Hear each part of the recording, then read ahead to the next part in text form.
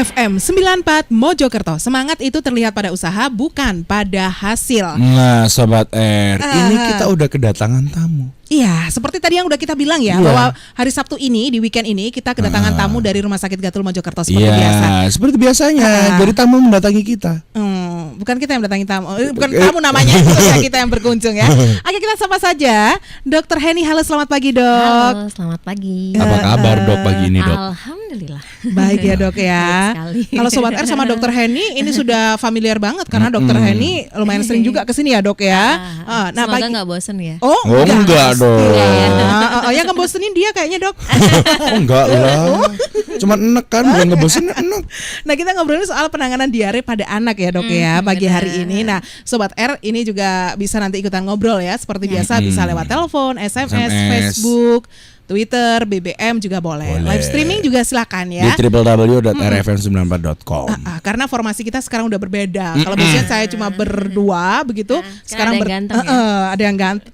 Ups. Dokter ngomong saya ganteng adalah dokter itu orang ke 563.666. Fitnah semuanya tapi ya. Oke, Dok, kita ngomongin soal penanganan diare pada anak. Mungkin dengan adanya perubahan musim seperti ini bisa ini nggak sih jadi apa ya istilahnya anak jadi mudah kena diare juga, Dok? Kalau kata orang-orang kan pancaroba, Dok. Memang ya pada pancaroba itu suasana siklus musim kan lagi nggak karuan ya. Biasanya virus-virus, bakteri itu juga lebih rentan karena daya tahan tubuh anak juga semakin turun ya, karena hawanya dari panas dingin tiba-tiba panas lagi. Apalagi sekarang kan masih galau ya, masih hujan juga belum banget karena siang juga panas ya, Dok ya. Nah, itu juga mempengaruhi daya tahan tubuh anak sehingga akhirnya virus, bakteri juga lebih gampang nyerang ke anak. Salah satunya diare ini juga. ya. Selain juga karena ada beberapa faktor lain ya yang menyebabkan anak lebih mudah terkena diare gitu. Terus itu, Dok, kalau Zaza pengen tahu sebenarnya apa sih, Dok, diare itu? Oke, diare atau yang orang awam lebih sering kenal dengan sebutan apa, Mas?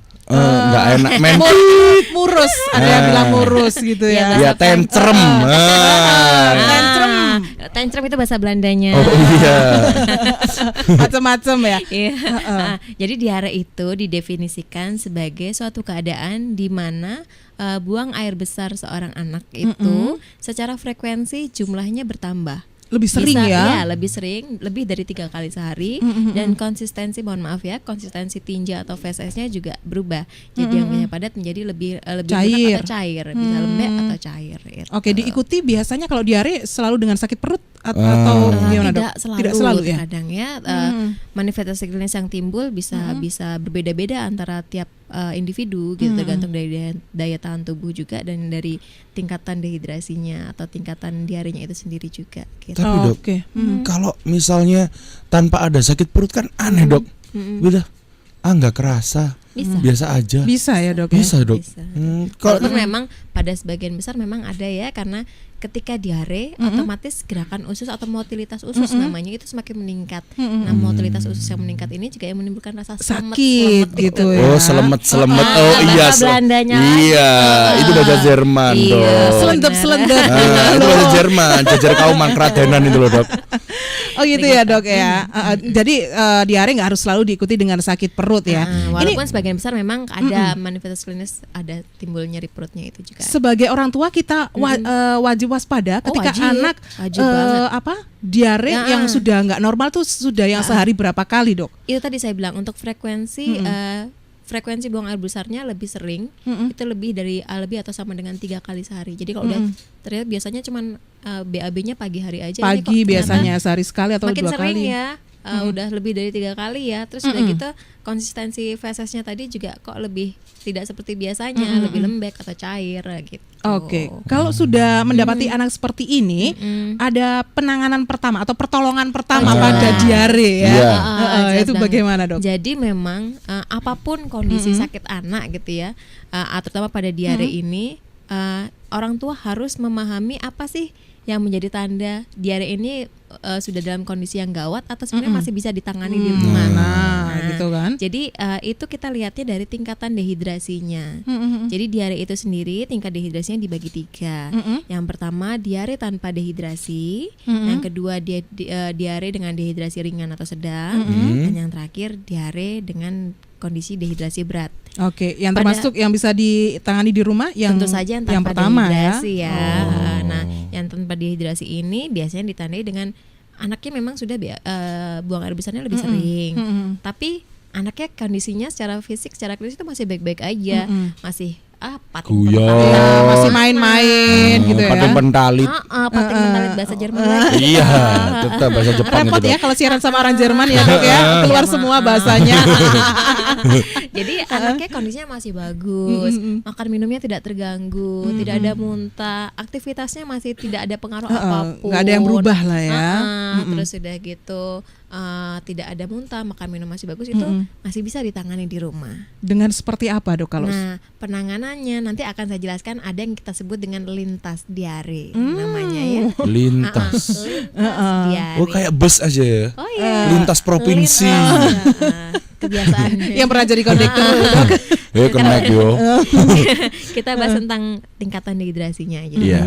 Kalau yang tadi yang tanpa dehidrasi, terus yang kedua yang dehidrasi ringan atau sedang. Biasanya pada tingkatan dehidrasi yang ini anak-anak itu sudah mulai menimbulkan tanda anaknya tambah lemes. Lemes ya, memang biasanya kayak orang gede kan memang juga gitu ya Dok ya. Terus sudah gitu biasanya kalau misalnya merhatiin matanya sudah mulai agak cowong ya, kelihatan cowong. Terus sudah gitu anaknya jadi lebih gampang haus ya, minta minum terus, sudah gitu mulai rewel, mulai ngelentru aja, itu udah masuk ada tanda dehidrasinya. 2 ya tadi ya. Dehidrasi ringan sedang itu tadi. Nah pada kondisi yang seperti ini orang tua harus sudah mulai waspada, segera bawa anak ke dokter terdekat atau UGD terdekat. Kadang kalau ke dokternya nunggu, biasanya ada nunggu dokter spesialis anak, kadang dokter spesialis anak bukannya nggak 24 jam mesti ya. Juga kan prakteknya hari apa adanya. Kalau sudah ada kondisi dehidrasi seperti ini, jangan nunggu kepraktekan dokter anaknya dulu. Kelamaan, langsung aja ke UGD, cus ke UGD terdekat. Ke rumah sakit gatel mungkin 24 ya, jam. 24 jam. Iya. Ingat Sobat R, anak diare segera bawa ke UGD Rumah Sakit Gatul. Jalan Raden Wijaya nomor 56 Mojokerto. Asik. Pantes banget ya dokter ya jadi announcer ya. Announcer dan juga jadi marketingnya Rumah Sakit Gatul. Oh iya. Gitu. Nah terus yang derajat yang ketiga nih, kalau yang ini udah paling parah banget ya, kondisinya udah namanya dehidrasi berat. Anak sudah bisa sampai terjadi penurunan kesadaran. Seperti apa dong maksudnya? Pingsan gitu? Kolaps gitu. Sampai kolaps, udah nggak sadar gitu lah anaknya. Kalau yang dehidrasi ringan sedang tadi cuman ngelentur lemes, yang ini bisa nggak sadar gitu. Terus udah gitu tensinya pasti sampai drop. ada yang seperti itu ya Dok ya? Ada Mbak. Tapi nggak mungkin kan orang tua ngira dia ketiduran. Mungkin ya dipikirnya mungkin lemas itu aja ya. Tapi biasanya pada kondisi yang dehidrasi berat ini karena orang tuanya tidak aware, tidak waspada, dianggapnya biasa aja. Padahal pada kondisi dehidrasi, ketika sudah ada dehidrasi, dari dehidrasi sedang untuk jatuh ke kondisi dehidrasi berat itu udah bisa terjadi sewaktu-waktu gitu loh. Kondisi dropnya itu bisa terjadi sewaktu-waktu. Karena apa? Ketika anak dehidrasi sedang, mungkin apalagi kalau disertai muntah ya, berarti intake cairannya yang bisa diminum dia kan otomatis tidak bisa mengimbangi cairan atau yang keluar. BAB yang keluar itu tadi. Makanya cepat jatuhnya ke kondisi dehidrasi berat. Apalagi anak-anak ya gitu. Enggak kan, khawatirnya itu Dok, tanda-tanda apa sih selain apa tadi? Misalnya nggak sadar kan, sampai kolaps gitu. Tapi kan kalau misalnya ada orang tua yang cuek itu, paling ya lagi turun. Harus sudah aware ketika ada tanda-tanda di dehidrasi ringan sedang yang saya sebutkan tadi. Kalau anaknya sudah diare terus-menerus ya, itu anaknya udah ngelentru aja, ya sudah langsung bawa aja ke UGD terdekat. Jadi intinya di sini sebagai orang tua kita siaga ya. Iya benar. Intinya, jadi ya. nanti ketika dibawa ke UGD, dokternya yang jaga UGD lah akan mengevaluasi kondisi anak ini memang masih memungkinkan nggak sih untuk dirawat jalan tanpa harus opname. Dokternya akan melihat itu. Kalau memang sudah ada tanda dehidrasi ringan sedang dan tidak memungkinkan untuk diberikan terapi cairan per oral atau minum yang banyak itu misalnya ya, dokter pasti akan menyarankan untuk opname dan harus dipasang terapi cairan rehidrasi menggunakan infus. Iya, karena yang tadi kekurangan cairan yang banyak sekali ya, jadi sampai dehidrasi kayak gitu ya Dok. Jadi kalau udah lemas banget ya udah segera bawa. Jangan tunggu ngelentru sampai tidur nggak bangun-bangun tadi. Iya. Karena kita, sudah tambah susah penanganannya kan kalau sering kan dehidrasi berat. kalau misalnya anak lemas, paling kepegelan paling ini turu oleh. Itu kayaknya orang tuanya nggak ini apa nggak memahami kondisi anaknya mungkin karena paling nggak kan tahu anaknya diare ya kan kenapa anak ini lemes karena lagi diare. Jadi memang kalau saya mengatakan bahwa dokter terbaik untuk seorang anak itu adalah ibunya sendiri. Karena yang mengetahui kondisi sehari-harinya anaknya itu kan ibunya. Paham, dia apakah biasanya ada perubahan perilaku, perubahan kondisi dari jangan hari ke kebiasaan hari, juga, jam ke jam ya kan? aja tadi masih ceria, masih petakilan, sekarang kok udah mulai ngelentruk ya. Ini udah ada apa-apa nih. Langsung bawa gitu. Jadi, Kita bawa ke UGD jangan kadang ada nanti aja lah takut dibawa ke UGD sekarang langsung diinfus. Jangan berpikiran seperti itu. Kadang nanti dokter dijaga di UGD pasti akan evaluasi. Akan memberikan kalau ini ya. memang tidak perlu kondisinya masih cukup baik untuk rawat jalan, pasti akan dirawat jalankan. Seperti itu. Jangan menggampangkan. Memang diare ini bisa dibilang kadang apa ya? disepelekan. Padahal jangan kan anak kecil, orang dewasa aja diare gitu langsung kelihatan pucet kan dok, lemes juga karena kekurangan cairan. Kan sering gitu toh, misalnya anak lemas gitu, tidur, ternyata dia pingsan toh sama orang tuanya. Aduh, enak erek turune rek anglere digugah sama. Aku semaput. Kayaknya ibunya dan juga sebaliknya ya. Ketika anak diare tapi kondisinya masih baik-baik saja, orang tuanya juga jangan panikan. Langsung dibawa ke UGD padahal anaknya ini masih misalnya rumah sakit itu masih yang loncat-loncat ke sana kemari, tidak ada tanda dari dehidrasi mungkin sama dehidrasi sekali, yang pertama tadi ya ya dok tanpa ya. dehidrasi, tapi orang tuanya maksa harus diinfus. Kalau dalam kondisi seperti ini kasihan si anak. Jadi bijaklah melihat kondisi anak, kapan harus dibawa, kapan masih harus bisa ditangani gitu. Anaknya nggak apa-apa, Terlalu orang tuanya cuek juga nggak boleh. terlalu over panic juga jangan. Jadi sedang-sedang aja ya. Biasa saja. Tetap Sobat R yang pengen tanya-tanya masalah tentang diare, silakan gabungan aja langsung di 3-nya 4x94. Oke, sip. Atau di SMS 081234599400 dengan format JM, pagar nama, pagar L atau P, pagar usia, pagar alamat dan pagar pertanyaan. Oke, Facebook di RFM Spasi Mojokerto, Twitter di @RFM_Mojokerto, terus lewat BBM juga boleh. Invite aja pinnya 73 Delta 7 Charlie Delta 4 Eko ganti break. Sip. Atau bisa live streaming di www.rfm94.com. Silakan aja ya Sobat R ya. Ini ngobrolin kembali lagi tentang penanganan diare pada anak. Nah, Dok, ini kan biasanya kalau untuk yang ada di rumah nih, Dok. Tadi kan udah dijelaskan yang untuk ini ya, diare itu ada yang sedang, ada yang ini gitu kan. Nah, untuk penanganannya yang ada di rumah nih, Dok, untuk diare yang biasa tanpa dehidrasi. Jadi begini, penanganan kenapa di sini kita fokusnya ke penanganan diare pada anak? Karena penanganan diare pada anak tidak bisa disamakan dengan penanganan diare pada orang dewasa. Gitu ya. Biasanya kalau orang dewasa mah tinggal pilih gampangnya Dok. Misalkan dikasih obat itu, biasanya aku satu, anakku pakai separuh tas perapat. Kalau orang dewasa kan tinggal minum obat anti diare yang bisa beli bebas di warung itu bisa. Nah, kalau pada anak-anak justru tidak boleh diberikan obat anti diare itu. Itu Sobat R di garis bawahi. Kalau buat anak-anak nggak boleh pakai obat diare yang ada. Tidak boleh justru. Nah, penanganannya gimana? Dari Departemen Kesehatan itu sendiri sudah memberikan rekomendasi. Iya, Dok. Nah, rekomendasi ini mengacunya dari panduan WHO. Kita menyebutnya dengan istilah lintas diare. Tadi yang di awal tadi. 5 langkah untuk menuntaskan diare namanya.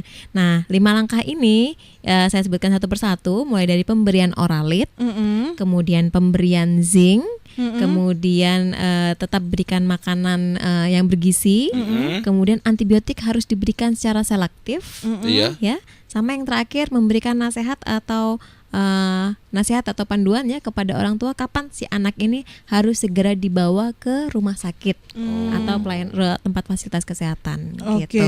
Jadi itu tadi kalau yang kapan harus segera dibawa kan sudah saya jelaskan yang di awal tadi. Kalau sudah ini ya. Sedang sampai berat. Ringan ketika sudah mulai ada tanda dehidrasi ringan, anaknya sudah mulai ngelentruk itu tadi. Bawa langsung. Segera bawa. Tanpa kelihatan haus banget, segera bawa. Tapi kalau anaknya masih ceria, tidak ada masalah dengan makan minumnya, intake-nya tetap bagus, terus tidak ada muntah, boleh tetap dirawat di Dirawat rumah di rumah. saja. Dengan Cara orali perawatannya tadi. cara perawatannya bagaimana? Yang pertama tentu ketika anak diare, otomatis kan cairan tubuh terbuang lebih banyak melalui feses. Otomatis kompensasinya kita harus memberikan Cairan. rehidrasi. Cairan juga harus seimbang dengan yang dikeluarkan. Caranya itu memang salah satunya dengan memberikan cairan oralit. Oralit yang di sini yang sekarang yang menurut panduan dari buku Saku Lintas Diare itu tadi yang dianjurkan adalah memang sudah formula yang sudah dibuat ya. Kalau zaman dulu kan boleh buat pakai air gula garam ya. Ya. Itu sudah tidak dianjurkan lagi. Tidak dianjurkan lagi, Dok. Iya. Karena campuran itu justru karena tingkat osmolaritasnya tinggi justru memicu mual pada anak. Jadi yang kita harapkan Tadi mau saya tanyakan itu, soalnya Iya. saya dulu masih ingat bikin aja sendiri nggak apa orang Rasanya di rumah. gimana?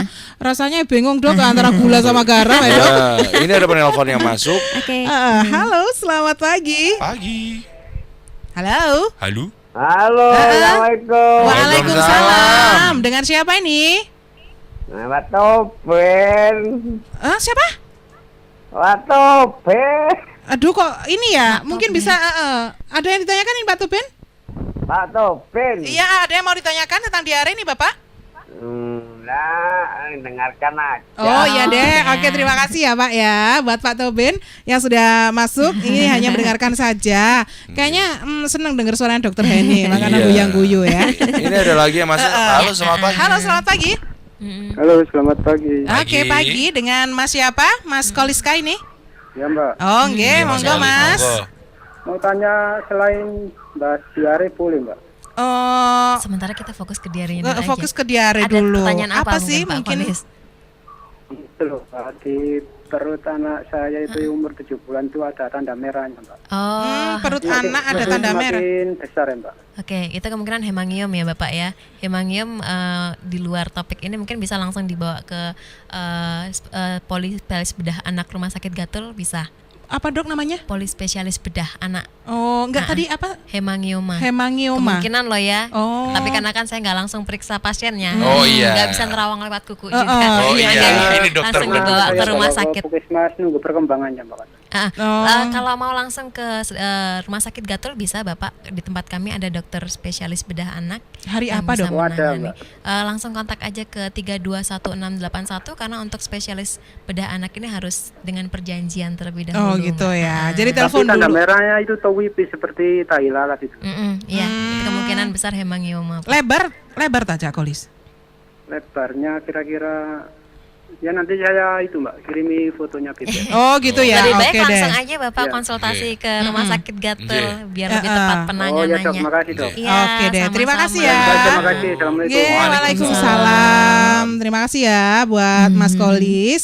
Oke, Dok bisa dilanjutkan lagi. Kenapa tadi gula sama garam sudah nggak dianjurkan lagi Oke, Dok? karena osmolaritasnya tinggi, jadi itu justru memicu mual pada anak yang maunya untuk mengganti cairan karena mual tadi jadi muntah malah semakin Semakin cairan banyak yang keluar ya cairannya. Jadi formula yang terbaru sekarang sudah gampang kok beli bebas di apotek bisa. Bisa ya, Itu jadi- juga sudah ada rasanya ya. Oh, Ada pilihan rasanya. ada rasa-rasanya ya? Biasanya macam-macam ada Buah-buah rasa gitu? jeruk, tutti frutti Yang disukai anak-anak pastinya ya. Jadi anak-anak pun minumnya lebih Lebih ya, enak, lebih Enak. suka. Padahal saya sama Hana tadi sama dok. Apa tuh? Saya mau tanya resepnya untuk bikin oralit yang pas itu gimana? Ternyata Sudah udah nggak tidak boleh. dianjurkan. Berarti sekarang resepnya itu silakan Beli. ambil resep Iya. di Di apotek apotek, terdekat. Nggak, kalau oralit nggak perlu resep kok Mbak, bisa Beli langsung aja bebas. langsung. Nah Beli. jadi ketika anak diare itu tadi penanganan pertama tentu dengan memberikan oralit. Patokannya kalau misalnya anaknya usianya di bawah 6 bulan bisa setiap dia diare, setiap dia BAB berikan sekitar 50 sampai 100 cc oralit. Ada pastinya di situ aturan pakainya Dok ya. Ya, biasanya kalau yang satu saset itu yang sasetan itu harus dicampur dengan 200 cc air matang. Tapi ada juga yang merek tertentu ya. Air anget gitu Dok ya. Iya, air matang aja. Ada merek tertentu itu yang sudah siap minum. Jadi kemasan 1 liter itu rasanya macam-macam. Itu nggak perlu dioplos kasarnya, nggak perlu dicampur air matang itu bisa langsung diminum. Langsung dihajar. Jadi ada yang bubuk, ada Ada yang Yang sudah siap jarak minum. tertentu Cair. ya. Oh, Cuman oke. memang secara harga mungkin yang siap minum itu agak relatif lebih sedikit mahal. Jadi kita pas ada anak seperti itu nggak panik, nggak gopo, kita ke apotek Iya. aja beli gitu ya dok Atau ya. kalaupun memang rumahnya nih di antah berantah jauh dari Aduh dok, apotek, itu saya banget dok. saya nggak mention loh Mbak. Saya ngaku deh dok. Makanya tadi pakai gula sama garam. Misalnya jauh gitu nggak sempat beli Oralit, bukan jadi kendala juga akhirnya saya nggak ngasih anak saya cairan karena nggak ada Oralit, nggak jadi alasan juga. Kalau misalnya pun tidak ada Oralit, berikan cairan rumah tangga apapun yang ada di rumah. Bisa misalnya kuah sayurnya diperbanyak, udah gitu bisa minum air putih, air teh ya, atau bisa juga air degan nih misalnya gitu. Oke, sip. Air kelapa muda, Iya. kelapa tua. Oh, nggak enak. Jangan misalnya santan kalau kelapa aja tua. ya. Oke dok, ada yang gabung lagi ya dok ya. Monggo. Halo, selamat pagi. Halo, selamat pagi. Iya, Mas Michael. Oke, Mbak. Silakan Mas. Mbak tanya itu, Mbak. Memang itu, Bu Dokter, jauh dari mana puskesmas ya, ataupun rumah sakit. Nah, kejadian seperti itu pernah dialami famili saya ya. Akhirnya dikasih daun itu loh, jambu ya. Oh, dikasih daun jambu. Iya, sama salak pokoknya yang sepet dan Iya, juga apakah itu bisa mempengaruhi ya, Bu? Oke. Menghambat diare tadi. Oke. Iya. Kok aku banget ya itu tuh ya? Apa? Kok saya banget gitu loh. Biasa Iya, ya. Kak, ada juga pernah gitu, tak, Mbak? Iya, persis ya podo. Iya, terus karena Oralit itu nggak dikasih itu, Kak. Kalau kasih gula, Mbak. Iya, Oke. makasih ya. Ya, bisa berdarah juga, tapi biasanya dikasih gula. Oh, gitu ya. Iya, makasih.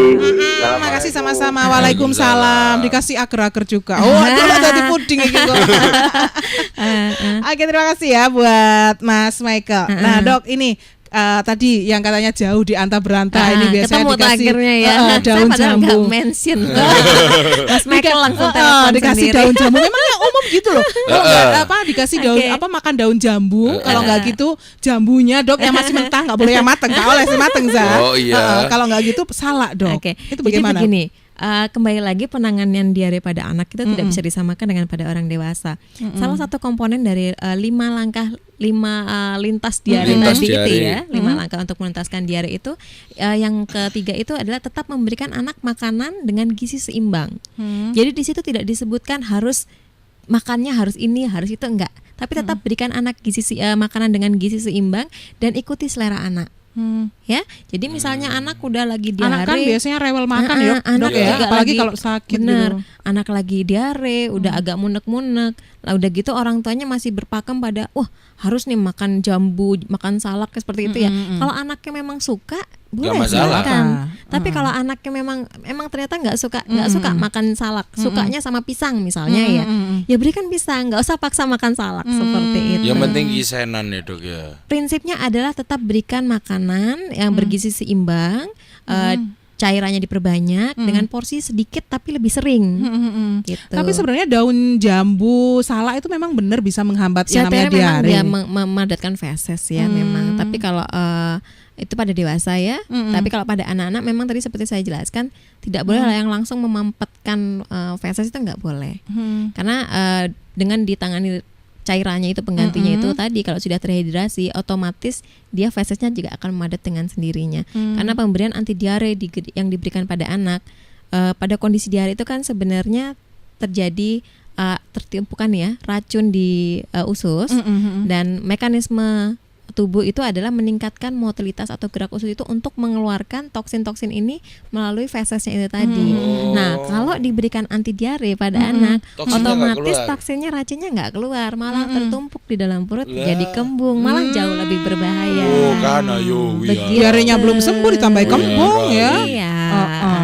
Oke. Makanya itu tadi yang penanganan diare pada anak tidak bisa disamakan Dengan obat diare orang tua. ibunya kemarin ini anakku aku kasih seperempat aja gitu. Biasanya kan ibu Nggak kadang orang tua boleh. tuh pakai ini loh ini sendiri dia. Iya. Aku siji lek anakku titik ae Seperempat. gelang. Itu pun kadang dibawa ke UGD, tadi sudah diminum obat apa? Sudah Dok, diminum obatnya apa? Obatnya mama. Iya tadi lupa lah ya. Minumin obat anaknya tapi tidak tahu nama obatnya. Nah, ini ada penelpon yang masuk. Ya, Oke. Halo. Oke. Oh, keputus. Gimana? Oh ya, tentang oralit kalau minum oralit dikasih gula ini Nggak gimana? usah. Nggak perlu ya, Dok Nggak ya. usah. Jadi mungkin karena oralit yang ada dulu kan biasanya nggak ada rasanya, Dok ya. Sebenarnya udah sih sudah agak manis ada, gitu sudah. ya. Cuman memang kalau yang oralit yang lama itu tadi saya bilang osmolaritasnya dia lebih tinggi, hampir sama dengan yang gula garam itu tadi. Jadi nggak perlu sekarang, ya. Formulanya sudah ada rasa-rasa diperbaiki tadi. oleh WHO itu jadi lebih gampang diterima oleh anak. Ya, Dok, ini yang ada di BBM dulu ya, Dok ya. Ada yang sudah gabung, ada Mas Hendra, katanya tanya, diare itu apa selalu BAB-nya agak cair, Dok? Terus kalau si anak kena diare nggak dibawa ke dokter tapi cuma diolesi minyak campur bawang merah itu gimana? Boleh nggak? Maklum obatnya orang zaman dulu katanya gitu, Dok. Ya, kayaknya zaman sekarang masih banyak masih juga ya. gitu. Buktinya. Itu. Oke, jadi memang diare seperti tadi saya jelaskan di awal definisinya, memang konsistensinya pasti akan jadi lebih lembek atau cair gitu. Kalau nggak cair berarti bukan diare ya, Dok? Bukan, harus jadi lebih lembek atau lebih cair dibandingkan konsistensi biasanya dan lebih sering. Gitu. Terus kalau pengobatan diare boleh nggak pakai bobok-bobokan gitu? Bawang merah. Prinsipnya tadi saya tekankan di sini untuk penanganan diare yang sesuai dengan panduan dari Departemen Kesehatan itu, lintas diare 5 langkah tuntaskan diare itu yang pertama adalah pemberian oralit atau cairan rumah tangga lainnya sebagai pengganti cairan yang hilang, kemudian memberikan zinc. Zinc ini didapatkan bisa dibeli di apotik bebas. Jadi kalau disesuaikannya dengan dosisnya dengan berat badan anak juga. Kemudian yang ketiga adalah tetap berikan, misalnya anaknya masih usia di bawah 6 bulan masih ASI eksklusif, terus berikan ASI. Atau kalau misalnya di bawah 6 bulan ini masih ngasih ASInya campur nih, ASI sama susu formula. Sebisa mungkin ketika anak diare, susu formulanya hentikan dulu, kembali ke ASI. Karena dengan pemberian ASI ini juga mempercepat penyembuhan diare itu. Karena di ASI terdapat banyak ya antibodi untuk penanganan diare ini. Gitu. Dokter ngomong susu formula, saya jadi ingat, Dok. Ini kadang ada ibu-ibu ya, kadang kalau anaknya diare, susu bikin susunya agak diencerin apa dikentelin gitu loh. Ada kayak gitu kan? Sebenarnya enggak. Kalau misalnya memang anaknya memang mengkonsumsi susu formula, yang harus diperhatikan bukan pengenceran atau enggak, tapi harus higienisnya harus dijaga. Berarti PR-nya untuk ibu-ibu yang memberikan susu formula, memang kan biasanya kebanyakan memberikannya pakai dot ya. Nah, di dot inilah resiko terjadi diare itu cukup besar. Karena membersihkan dot ya itu kan agak susah ya kalau benar-benar bersih total gitu. Itu kita nggak bisa menjamin 100% apakah botolnya higienis. Nah, kondisi seperti ini yang jadi faktor resiko juga menimbulkan diare. Makanya kalau bisa anak-anaknya yang usia di bawah 6 bulan atau bahkan sampai 2 tahun, ASI yang terbaik. Itu tetap yang terbaik ya, Dok. Ya. Kemudian untuk menu makanan, tidak ada pembatasan harus ketika diare harus makan ini makan itu. Panduan dari Departemen Kesehatan ini menganjurkan untuk tetap berikan menu makanan anak seperti menu-menu ketika dia masih sehat. Biasa ya, jadi nggak ada pengecualian ya. Kalau memang dia dan ikuti selera anak ya. Tentunya tetap selera anaknya ini selera yang makan yang sehat, jangan seleranya pentol-pentolan pinggir jalan gitu ya, jangan ditutno juga ya. Pentol celup gitu ya, merah-merah gitu. Itu jangan diikutin juga seleranya. Harus tetap orang tua harus bisa menjaga menu sehat buat anak-anaknya. Jadi ikutin aja mau makannya anaknya itu apa, berikan porsi sedikit tapi lebih sering. Oke. Ya, perbanyak cairan, perbanyak minum. Kemudian pemilihan obat antibiotik. Nah, biasanya nih orang-orang tua nih anaknya diare nggak pakai konsultasi ke dokter dulu, udah langsung kemarin ada antibiotik ini deh, asal aja dikasihkan minum antibiotik. Gitu. Itu nggak boleh ya, karena pemberian antibiotik ini harus selektif. Tidak semua diare harus memerlukan antibiotik. Hanya kasus-kasus diare tertentu saja yang membutuhkan antibiotik dan dokterlah yang akan menentukan ini dia kondisi diare perlu antibiotik atau enggak. Kan tidak semua diare disebabkan oleh bakteri. Kalau yang disebabkan bakteri baru wajib pakai antibiotik. Gitu. Kemudian penggunaan obat anti diare. Nah, seperti tadi yang ditanyakan, ada yang nanya juga ya kalau nggak salah tadi. Lewat Facebook sekalian ya, saya Dok, jawab ya. Tentang apa tadi? kalau buah jambu bisa nggak ngobatin diare dok? Gitu. Nah kalau buah jambu sudah terjawab tadi ya. Terus pernah ini dok anaknya diare banyak, terus panik. Kebetulan anak tetangga juga baru sembuh dari diare dengan dikasih guanistrip. Guanistrip itu salah satu golongan anti diare. Itu tidak boleh diberikan pada anak-anak ketika anak diare. Alasannya yang seperti tadi saya jelaskan di depan tadi bahwa itu ketika anak diare itu memang dibutuhkan untuk mengeluarkan toksin-toksin yang ada dalam perutnya untuk bisa keluar lewat fesesnya. Kalau diberikan anti diare, motilitas ususnya terhambat, pengeluaran toksinnya jadi terhambat. Akhirnya diracun di dalam tubuh, di dalam perut ya jadi kembung. Jadi ini tidak dianjurkan, tidak direkomendasikan oleh Departemen Kesehatan dan WHO enggak. Jadi prinsip tetap tadi cairan dan cairan. Kalau udah nggak bisa cairannya masuk, nggak bisa nggak bisa minum banyak, makan minumnya nggak bisa bagus, ya indikasinya harus opname pasang infus. Gitu ya dok ya. Gitu. Dan yang kelima, langkah yang kelima, sebagai orang tua atau juga mungkin kalau ibunya sibuk nih ya, ibu sibuk bekerja, ayahnya sibuk bekerja, otomatis anak dititipkan ke pengasuh. Pengasuhnya juga harus dipesenin bagaimana kondisi anak yang seperti apa yang harus segera dibawa ke rumah sakit. Jadi ketika bapak ibu nyun sewu harus bekerja di luar rumah, anak diasuh oleh orang lain, si pengasuh ini harus pintar paham kapan anak harus segera dibawa rumah sakit. Jadi jangan sampai aduh anak ini sebenarnya kondisinya sudah masuk dehidrasi, tapi karena dia tidak paham kapan harus segera dibawa, kapan bisa ditangani di rumah, akhirnya nanti ajalah nunggu ibu pulang kantor, nunggu bapak. Yang ada ketika ibu pulang kantor mungkin kondisinya sudah kondisi drop, malah lebih berbahaya. Gitu. Sip. Jadinya kerjasama orang tua dengan yang pengasuh ini benar-benar ini ya. Karena apapun kondisinya kan tetap tanggung jawab anak itu ya di orang tua meskipun orang tua bekerja. Sip. Kan cuma bantu aja. Babysitter kan cuma bantu. Benar itu. Kayaknya kok tahu banget ya Mas ya pengalaman. Tanggung jawab tetap di orang tua, bukan pengasuh. Sip. Ya. Apalagi dengan teknologi kan bisa telepon. Bener banget. Apa Mbak gitu. Gimana adek tadi? Bu, gitu ya. Bu, kira adek Bu. Aduh, lapa kalau sono guru masak. Hello. Oke dok, ini yang terakhir nih dok ya. Sebenarnya pengen ngobrol lagi sih, kok waktunya cepet banget sih dok. Banyak sebenarnya. Kapan-kapan mungkin kita range lagi. Betul. Ini kita pasti pengen putra-putri kita semuanya sehat ya dok ya. Dan sebagai orang tua, bagaimana cara pencegahan yang efektif untuk anak kita supaya tidak terkena diare dok? Cara pencegahannya, karena diare ini kan penularannya melalui fecal oral route ya, atau melalui makanan, minuman yang tidak higienis. Jadi memang harus selalu dijaga higienitas makanan, termasuk juga alat-alat makannya. Dan apabila anak menggunakan susu formula tadi, dipastikan dotnya rajin-rajin membersihkan ya dok ya. Terus bisa mungkin kalau memang anaknya masih 2 tahun, relaktasi aja, kembali ke ASI itu yang terbaik. Kemudian yang kedua harus rajin cuci tangan. Cuci tangan itu setiap mau makan, sesudah makan, selesai buang air kecil, buang air besar, keluar dari kamar mandi harus cuci tangan ya. Anak-anak biasanya malas dilap cuci gitu tangannya aja, ya? juga nggak asal cuci tangan, harus pakai sabun dan pakai 6 langkah cuci tangan itu ya, 6 movement itu. Jadi yang semuanya mulai telapak tangan, punggung tangan, sela-sela itu juga harus lengkap semuanya. Kalau kami di rumah sakit Gatul itu punya keyword, pakai keywordnya itu tepung selaci buku. Apa itu? Telapak tangan, punggung tangan, sela-sela jari, kemudian gerakan mengunci jari, kemudian ibu jari, dan terakhir kuku. Nah, dipakai singkatan biar mudah diingat. Telepon saja. Kalau misalnya ibunya kreatif nih di rumah sambil nyanyi dong, sambil joget, anaknya diajarin. Akhirnya nggak joget di rumah, malah joget juga sekeluarga. Nanti acara mencuci tangannya jadi menyenangkan. Anak-anak kan harus seperti itu ya. Terus kemudian rajin cuci tangan tadi, kemudian makan makanan yang higienis, dan tidak lupa, karena diare yang sekarang paling banyak menyerang anak-anak itu yang disebabkan karena virus. Virusnya itu diantara lainnya itu rotavirus. Kalau udah kena diare yang penyebabnya karena rotavirus ini, biasanya diarenya lama dan berkepanjangan, bisa sampai 2 minggu masih diare terus.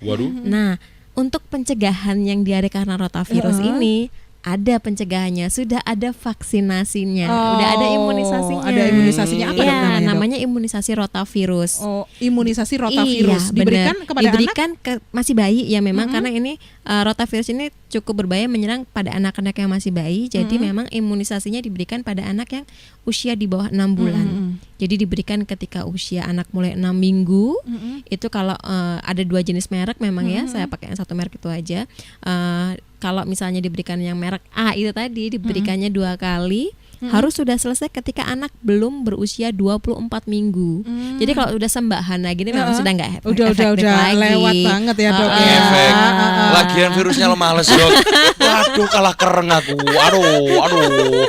Virusnya yang galau dok. Malah virusnya yang takut sama dia. Takut ya, nggak masuk ya jadinya ya. Milih mundur aja. Terus gue liane. Karena kalau pada diare pada bayi itu dehidrasinya lebih cepat terjadi ya. Jadi sangat karena saya memang sarankan, kondisinya yang masih ini juga ya dok ya. sangat kecil ya. saya sarankan ketika usia dan 2 bulan itu segera datang ke Poli BKI Rumah Sakit Itu Gatul. sudah disubsidi apa belum itu dok? Masalahnya belum memang. Ya? Kita kembali berdoa semoga pemerintah punya banyak rezeki Kaya bisa ya, mensubsidi terus, semua jenis imunisasi. Tapi Amin. memang secara nominal memang relatif mahal. Tapi bila dibandingkan lagi dengan biaya pengobatan kalau sampai anak harus opname karena diare rotavirus ini, tentunya jauh lebih murah kalau imunisasi aja gitu. Iya. Oke deh dok. Ya. Terima kasih banyak ya dok ya Sama-sama, untuk Mbak pagi hari ini. Hana. Pelajaran yang kita dapatkan ada Banyak lintas banget. diare tadi, Iya. 5 langkah tuntaskan diare. Bener. Terus yang terakhir ada Tepung selaci buku. tepung Selaci selaci buku. buku. Kalau cuci tangan ya. Kita nanti praktek di belakang ya Zak, ya. Kalau mau praktek panggil teman-teman dari Rumah Sakit Gatul mungkin Oh nanti gitu kita ya. ajarin. Oh. Itu tepung selaci ada buku. ada goyangnya sendiri ya dok ya. Ada. Oh, paten goyangnya nih. Oke deh. Dok terima kasih banyak Iya, untuk kehadirannya sama-sama, dok ya. Mbak Hana. Salam Semoga buat bermanfaat. Amin. Salam buat teman-teman semuanya di Rumah Ya, Sakit Gatul terima ya. kasih. Oke. Nah, Sobat Sobat R, R. ini saya apa kamu yang ngomong? Kita. Oh kita barengan gitu. Oh, enggak, so wes. sweet banget. Kamu Ya, aja. Oh yang tua dulu. Oh iyalah. Oke deh, Sobat R terima kasih ya buat yang sudah ikutan ngobrol. Semoga bermanfaat buat para bunda juga. Paling nggak di sini kita sebagai bunda, yaitu tadi dokter yang paling hebat, yang paling ini adalah ibunya Ibunya ibu ya, sendiri. atau bunda kata dokter Heni seperti itu, yang paling tahu kondisi anaknya. Semoga bermanfaat dan sampai ketemu di lain kesempatan ya. Ya, Zak? Senin nanti kita ketemu lagi tetap di Jendela Mojokerto. Oke. Di sesi yang sama. Ada Oke. OTW, ada terasi. Oke. Gak usah bosan-bosan ketemu kita. Kita tetap akan gede walaupun Anda bosan atau tidak. Ya udah deh, dari Kerangan 5 nomor 52 di Kota Mojokerto. Kita berdua pamit. Saya Hana Oke. Widianti. Saya Zaza. Wassalamualaikum.